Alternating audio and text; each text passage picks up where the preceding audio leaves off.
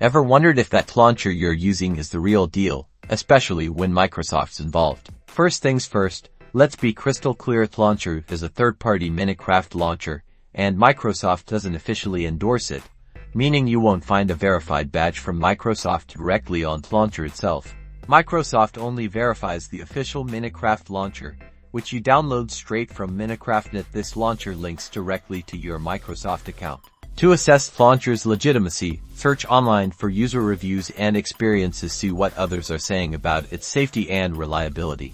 Always run a thorough scan of the TLauncher installer and the installed program with a reputable antivirus software before and after installation. This will help you catch any hidden malware.